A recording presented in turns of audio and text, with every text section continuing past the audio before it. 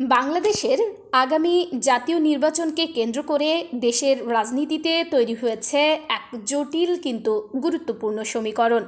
বিভিন্ন দলের মধ্যে চলছে জোট, সমঝোতা এবং কৌশলগত আলোচনা, যার অনেকটাই প্রকাশ্যে আবার অনেকটাই পর্দার আড়ালে। গণ অধিকার পরিষদের নেতা নুরুল হক নূর জানিয়েছেন, বিএনপি, জামায়াত সহ বিরোধী রাজনৈতিক দলগুলোর মধ্যে একটি আন্ডারস্ট্যান্ডিং তৈরির চেষ্টা চলছে। তার ভাষায়, শুধু নির্বাচন নয়, নির্বাচনের পর একটি স্থিতিশীল সরকার গঠন করাও এখন বড় চ্যালেঞ্জ। তাই গণ অভ্যুত্থানে অংশ নেওয়া দলগুলোর প্রতিনিধিত্ব যেন ভবিষ্যৎ সরকারে থাকে, এ ধরনের আলোচনাও চলছে। অন্যদিকে বিএনপির স্থায়ী কমিটির সদস্য ইকবাল হাসান মাহমুদ টুকু বলেন, রাজনীতিতে ডায়লগ ইতিবাচক এবং স্বাভাবিক প্রক্রিয়া।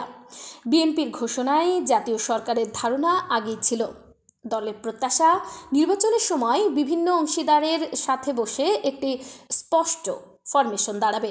তবে নির্বাচন কমিশনের বিধিমালা অনুযায়ী শরিকদের নিজ নিজ প্রতীকে ভোটে অংশ নিতে হবে। এ নিয়ে কিছু কৌশলগত জটিলতাও রয়েছে।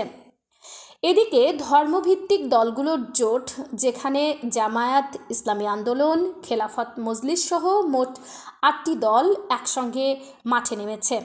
এবারের নির্বাচনে বিএনপির প্রধান প্রতিদ্বন্দ্বী শক্তি হিসেবে বিবেচিত হচ্ছে। এছাড়া গণ অভ্যুত্থানের প্রায় পর গঠিত তরুণদের দল এনসিপিকে নিয়ে তৃতীয় শক্তি গঠনের আলোচনা থাকলেও সেটি এখনও চূড়ান্ত হয়নি। তারা বলছে, এবার অতীতের মতো প্রচলিত জোট নয়, বরং কৌশলগত অ্যালায়েন্সই মূল ভূমিকা নেবে।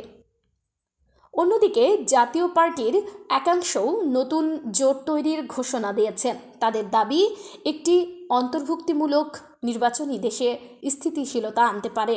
সব মিলিয়ে বাংলাদেশ এমন এক নির্বাচনের মুখোমুখি হবে যেখানে একাধিক ফ্রন্ট, ভিন্ন ভিন্ন জোট এবং নির্বাচনের পর ক্ষমতা ভাগাভাগি নিয়ে জটিল সমীকরণ তৈরি হয়েছে।